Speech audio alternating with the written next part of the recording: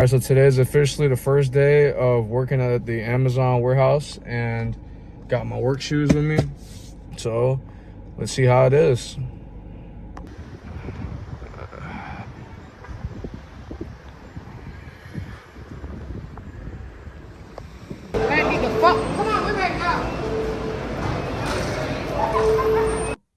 This video was supposed to come out a while ago, but it kept getting delayed because stuff in my personal life kept coming up. And on top of that, I just wanted to make sure I had all the information I needed so I can tell you guys everything you're supposed to know. Let's just talk about how it was. All right, so I've been at Amazon for about a month and a half. We're just gonna say a month for the video just to make things simple. But yeah, I remember from my first day, we all gathered up at the front of the building and they directed us to this classroom, and we basically sat in the classroom for the whole shift. And it was just like a presentation of what you need to know, where everything is in the facility and everything, and they went over the guidelines and all the rules and stuff.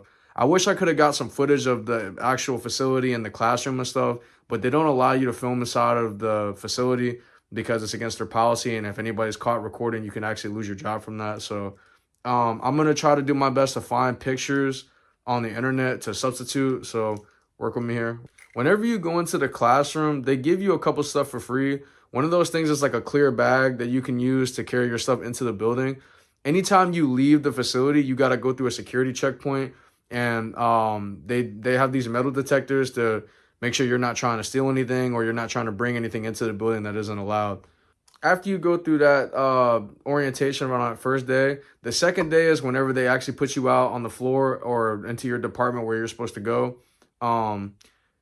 Speaking of like shifts and scheduling, typically most workers work a 10-hour shift at Amazon. There is this thing called a flex schedule that allows you to create your own schedule that you work, and there's two different ones, I believe. There's a 4-hour flex, which means you only have to work 4 hours in a week, and a 30-hour one, which basically means you have to work at least 30 hours to keep your job. By creating your own schedule, I mean you can pick either whether you want to work morning shift, middle day shift, or night shift. So if you're looking for something more flexible, hence the name, it's more convenient for people that want to pick their own schedule. I'm trying to get one of those soon, so I'll let you guys know in an updated video if I do end up getting it or not. But right now, I'm working a donut schedule, so that means I work Monday, Tuesday, off Wednesday, Thursday, Friday, off the weekend, and yeah, pretty much that's it. I'm not going to go too deep into the terms, but I'm going to like give general details of what I do.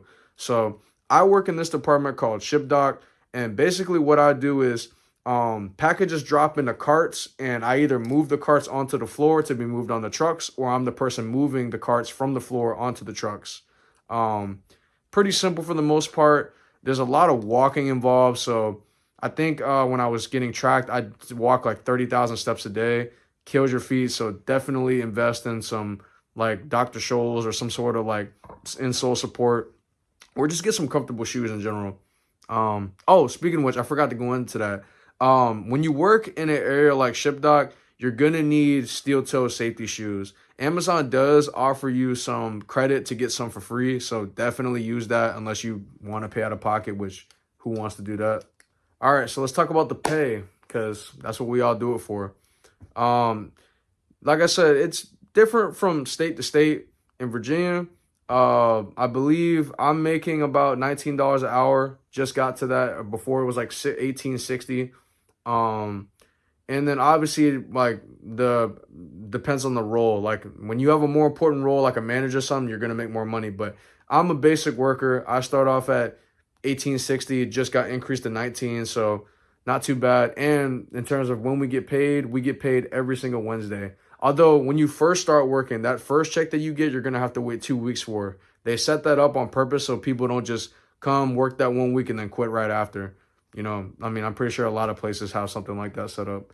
But yeah, Amazon is definitely not a place for the weak. So if you feel like you can't get through the shifts and you're not mentally strong enough to get through work, I wouldn't work there. But like I said, for the most part, the work itself isn't so bad. It's just the hours. So if you feel like you can survive those long hours, then you're good. So every so often at random times, they will offer you this thing called VTO, which is called voluntary time off.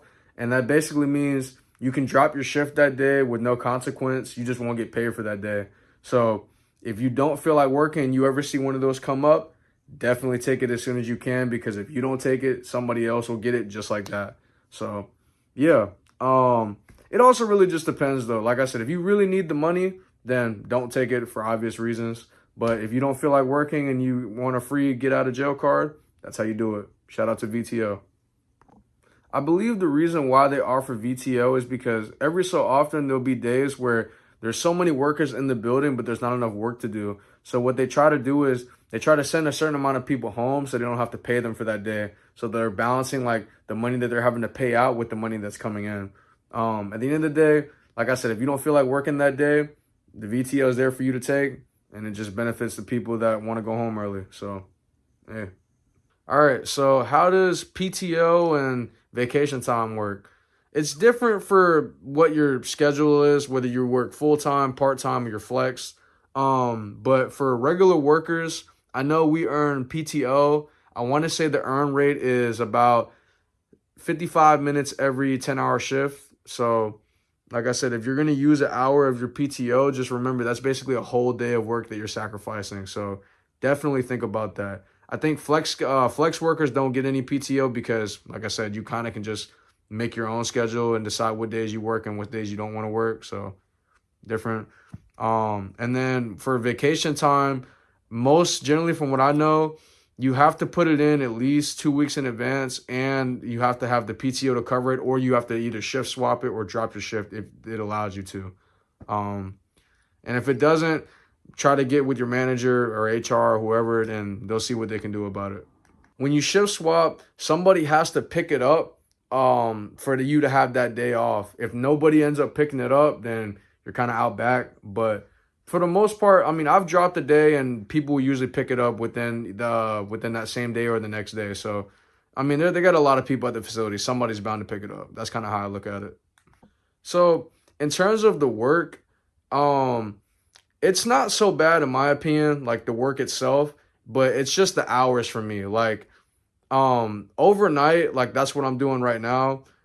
Like going in later isn't the problem for me. It's just getting off at like 4:30 in the morning, sometimes 5. I'm working overtime is just brutal, man. Like I'm like getting home by the time everybody's already asleep. So the only time I feel like I really get to enjoy my day is my off day. And then if it's not that, like by the time you hit the 6 to 7 hour mark in the shift, you're just already so ready to leave. And then as I said earlier, like if you really want to leave out early, you're sacrificing so much of your PTO just to do so. So keep that in mind. In terms of how the breaks work, you get two 30-minute breaks. Usually the first one is at the 10-hour mark, so either 10 a.m. or 10 p.m. And then the second one is at the 2 a.m. mark or the 2 p.m. mark, depends on your shift. I know it's around that time. Some departments, they don't really care what time you go. Like for me, I kind of just go whenever, but I know other departments are more strict and they want you to go at those specific times. So I would just ask your manager about it and see what they say. 30 minutes sounds like a long time until you actually try to go do something on your break. Like there's no food spots within like 15 minutes of the facility that I work at. So by the time you actually go get food and come back, you're already looking at like 45 minutes plus. So if your facility that you work at is like mine, I definitely recommend bringing your own food or just buying food from the break room. But try not to do that too much because that adds up over time, and who just likes continuously spending money? Let's be real. And in terms of how the managers are, I mean, it varies from department to department and facility to facility.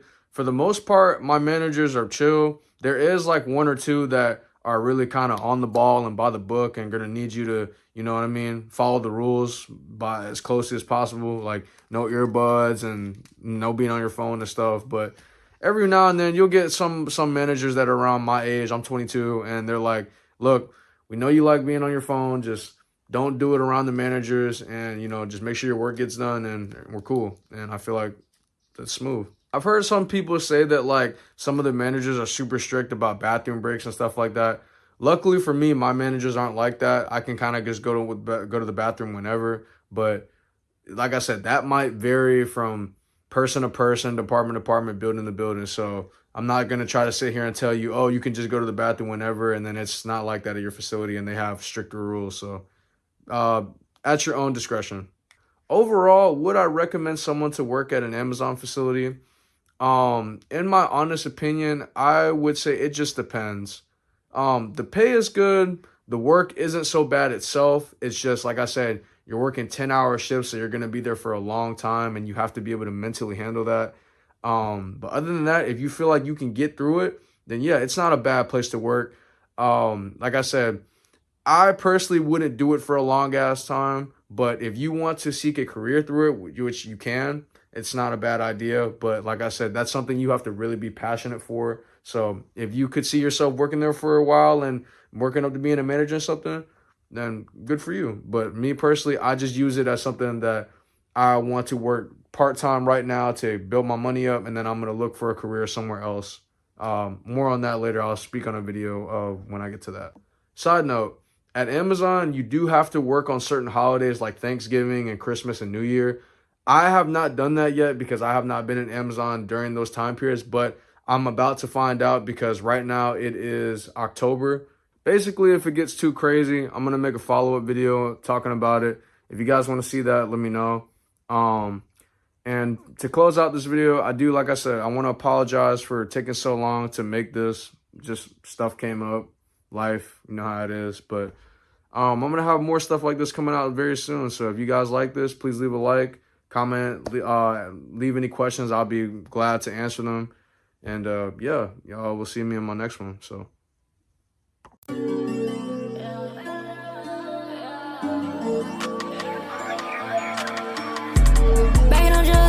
I'm so high, I feel like him. She said that she love me, she gon' say what